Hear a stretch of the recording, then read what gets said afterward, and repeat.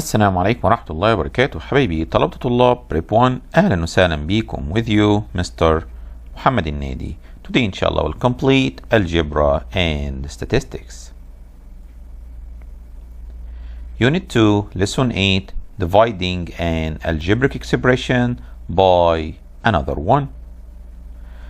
المرة اللي فاتت حبايبي اتعلمنا how can we do divide between algebraic expression and monomial. كان عندنا one term، كل الفكره كنا بنعمله separate للالجبريك expressions اللي عندك، كنت تاخد كل ترم منهم لوحده وتعمله divided by the denominator or dividing by the monomial that you have it. But today you have two expression and I want to make divide. للاسف the method that we took in the last time we can't use today، مش هنقدر نستخدمها النهارده. امال ايه يا مستر؟ قال لي if I want to make divide you have here x squared plus x minus 12. We want to make divide by x plus 4. So how can we do it؟ مش هينفع حد من اصحابي يقول لي طب بص يا مستر احنا ممكن نعمل x squared divided x وبعد كده نعملها divided 4. هقول له لا طبعا الكلام دوت ايه مش مظبوط. امال بنعمل ايه؟ بنستخدم الميثود اوف ذا لونج ديفيجن اللي احنا كنا بناخدها زمان واحنا صغيرين في برايمري 4 وبرايمري 5، اللي هي اللونج ديفيجن اللي عامله بالشكل ده.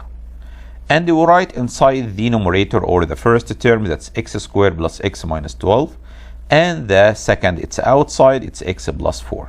Then we start what? To make divide. أول حاجة بنبدأ نعمل ال x squared divided by x. تمام؟ والله ممكن نكتب الانسر under here أو ممكن نكتب الانسر فوق هنا على طول. وأجي أقول له إن ال x squared divided by x equal x. كنا the first step بنعمل divide. The second step we will do multiply. كنا بنقول x times x and x times 4. So x times x it's x squared and x times 4 it will be 4x. وبعد ما عملنا المالتبلاي بنرجع نعمل minus. طيب فبنقول x squared minus x squared it will be 0 and x minus 4x it will be negative 3x والnegative 12 drop a new term. So now we have negative 3x minus 12. نرجع نقول هنعمل negative 3x divided by x. So negative 3 divided by x it will be negative 3. Then we start to make multiply again. Negative 3 by x and the negative 3 by 4. So negative 3 by x it will be negative 3x. Negative 3 by 4 it will be negative 12. Then we start to make addition. So negative 3x plus negative 3x cancel, and the negative 12 plus 12 it will be 0. So the remainder it will be 0 down, and the answer or the quotient or the second factor it will be x minus 3. لا يا مستر ممكن نعيد تاني عشان الكويستشن ما فهمتوش. طب تعالى نشوف كويستشن تاني. How can we do it؟ we have another example here. Find the quotient of the dividing. طيب عشان نعمل الديفايد حبايبي ركز بقى معايا في شويه حاجات هقول لك عليها. نمبر 1 اول ستيب لازم تركز فيه ان انت لازم تعمل اوردر للترمز اللي عندك. يعني ايه اعمل لهم اوردر؟ لو انتوا فاكرين في الفيرست ليسون اللي خدناه في اليونت كنا بنعمل ايه؟ اوردر ascending or descending related to the indices. بنروح نشوف الاندسيز اللي عندنا وبرتبهم من الكبير للصغير او من الصغير للكبير. كده قلت لك انا بفضل ارتبهم ايه؟ from the greatest to the smallest related to the index or the power. طيب which one is the greatest here? It's 6a3. So we'll write 6a power of 3 first. After that it's minus 10a squared. After that it's plus 5a. After that it's plus 3. Down we have 2a squared minus 4a plus 3. اوكي طيب يبقى بعد ما عملت الاوردر هركز في تاني حاجه. ايه هو بقى؟ ان النمبر اللي موجوده هنا يا مستر في الديفيدند في دولت لازم يكون الباور بتاعهم كلهم موجود. يعني ايه؟ يعني هنا A3 A2 A1 هنا مفيش A فكده ماشيين الاوردر مظبوط. طب لو في حاجه منهم مش موجوده لازم اسيب لها empty space. ازاي؟ ده اللي انا هعرفه كمان شويه في الاكزامبلز كمان شويه اللي هنحله مع بعض. تمام؟ المهم ده الحمد لله انا كده مرتبه from the greatest to the smallest. الاثنين الديفيدند والديفايزر. كمان اتاكدت خلاص ان دوت مفيش حاجه عنده ميسنج. بنبدا نعمل ايه؟ الستبس بتاعتنا نعمل ديفايد باي ماينس دروب ا نيو تيرم. لما باجي اعمل ديفايد بعمل ديفايد مين؟ الفيرست باي الفيرست بس. first by الفيرست، يعني هناخد ال 6a3 نعملها divided مع مين؟ مع 2a square. طيب 6 divided 2 it will be 3 و a3 divided a square the remainder it will be only 1a so it will be 3a. طيب بعد ما عملت الديفايد first مع الفيرست يبقى انا بعمل divide الفيرست with الفيرست. طيب لما باجي اعمل المالتبلاي قال لي لا، لما اعمل مالتبلاي اعمل معاهم كلهم، يعني 3a by 2a square it will be 6a3. طيب و 3a by negative 4 it will be negative 12a square و 3a by 3 it will be 9a. كمان بعمل تشيك ان انا عملت اللايك terms under each other، يعني ال a3 under a3 ال a square under a square وال a under a. The third step that I will get the additive inverse of the second line، ان انا بعمل change للساين، يعني ال positive becomes negative، ال negative becomes positive، ال positive becomes negative. وده كمان كنا اتعلمناه لما باجي اعمل subtracting between two expression كنا بنعمل change للساين of the second line، واجي اقول له 6a3 minus 6a3 cancel، negative 10a square plus 12a square it will be 2a square. After that 5a minus 9a it will be negative 4a. وانا كده خلصت السبتراكشن. يجي بعد كده معايا دروب a new digit. نيجي بعدها هنعمل ايه بعد ما عملت دروب؟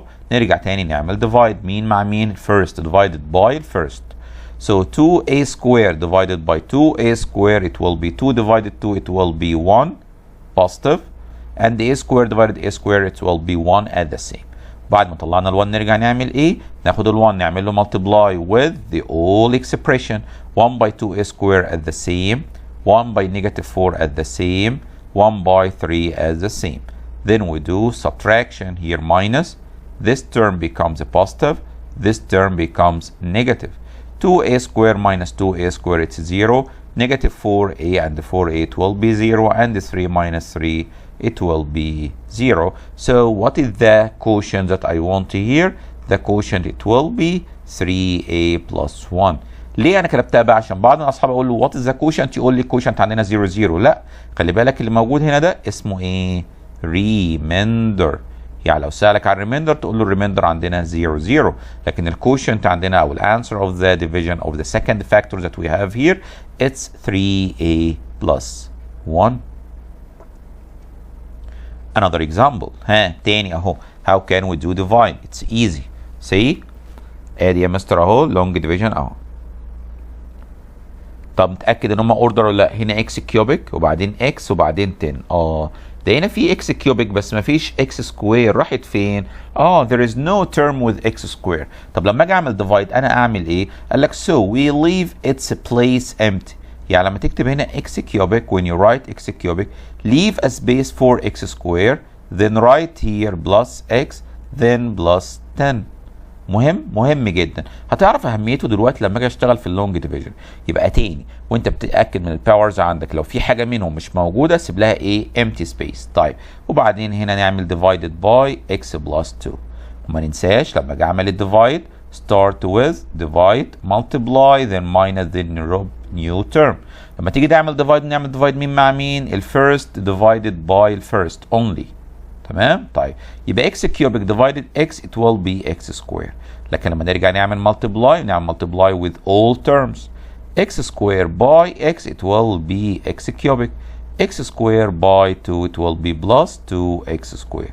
عرفت ليه دلوقتي انا سبت empty space؟ لان فوق مفيش x square فكانت قابلني مشكله مع like terms.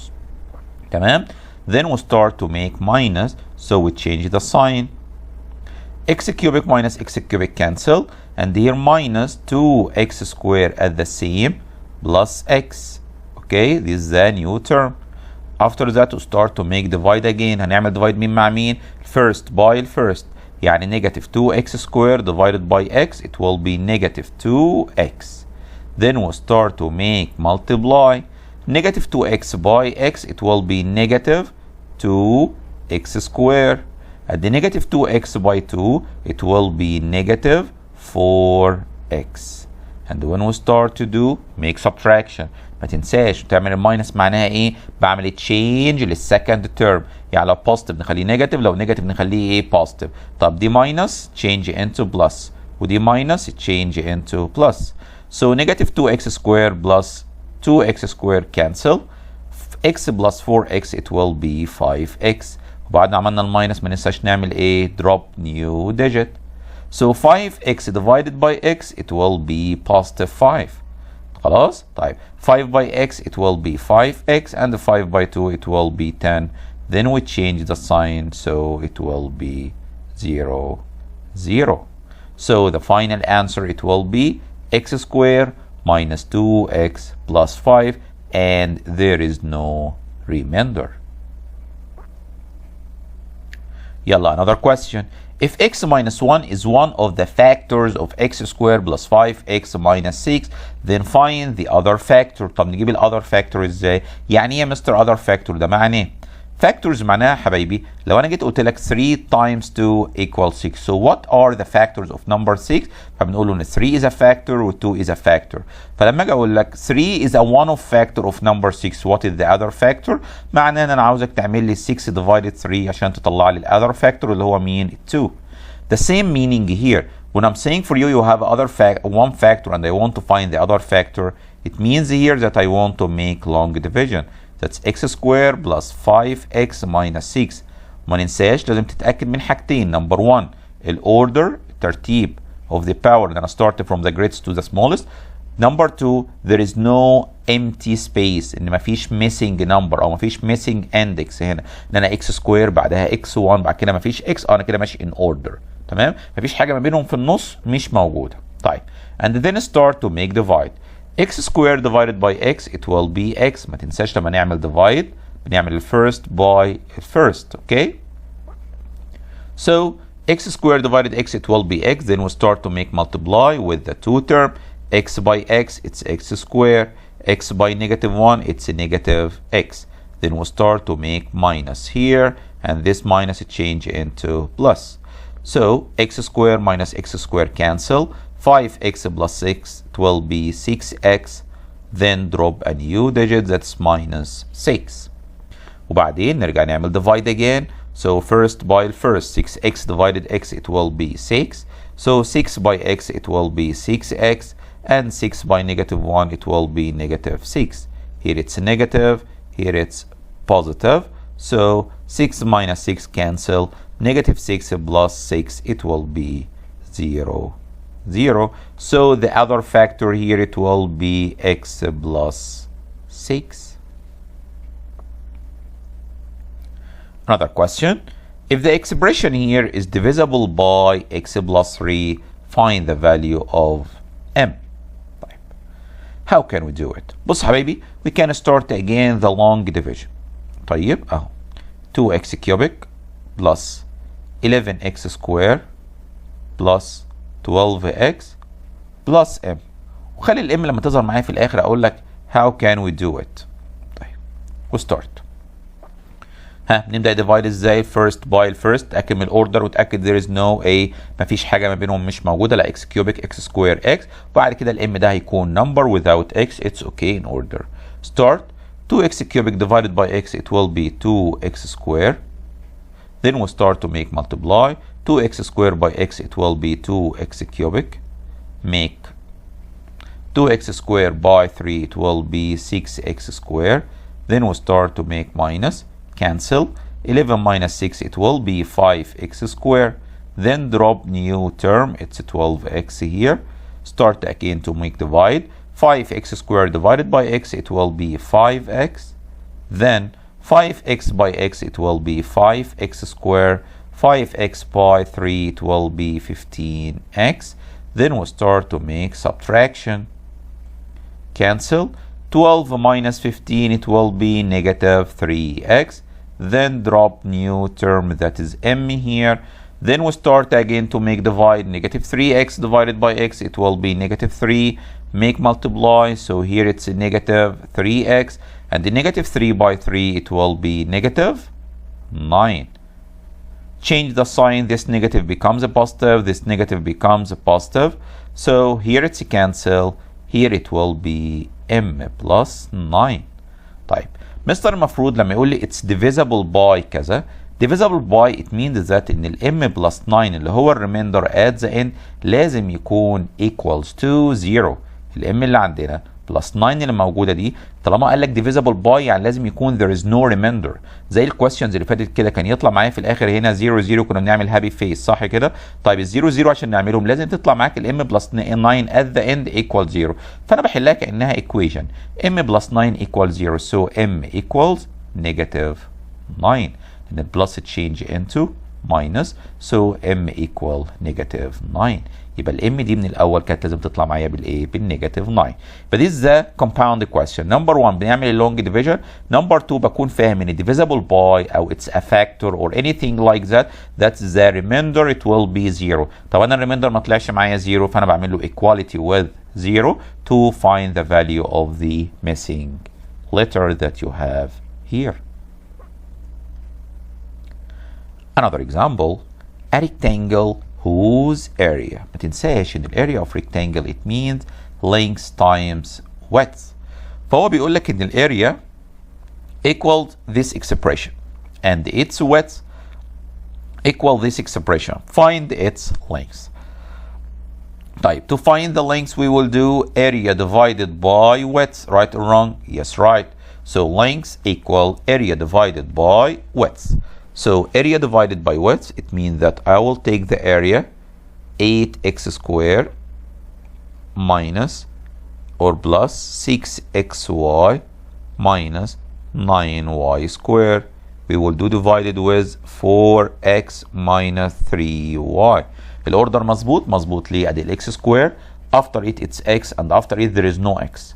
وحتى ال y squared it's order from the smallest to the greatest, there is no y, then y with the index 1, then y squared. Now we'll start to make divide. First with first. 8 divided 4 it will be 2x. Then we'll start to make multiply. 2x by 4x it will be 8x squared. 2x by 3y it will be negative 6xy. خلي بالك حبايبي وانت بتعمل لازم يكونوا like terms under each other. The second, change the second term, change the second line here, change its sign. So 8x squared minus 8x squared cancel. 6xy and 6xy it will be 12xy. خلي بالك لو في اي ميستيك في الساين هيبوظ معاك الكويستشن. ممكن لو ما فيش ريميندر تلاقي بقى في ريميندر تلاقي الكويستشن اتلخبط معاك. ليه؟ عشان بس الساين نسيت تعمل له change of the second line. Here it's minus 9y squared. طب ليه يا مس كتبتها ماينس مش بلس؟ عشان هنا الساين اصلا كانت بالنيجاتيف. نرجع تاني نعمل divide. First with first. So 12 divided 4 it will be 3. X with x cancel so it will be 3y. Then we start to make multiply. 3y by 4x it will be 12xy.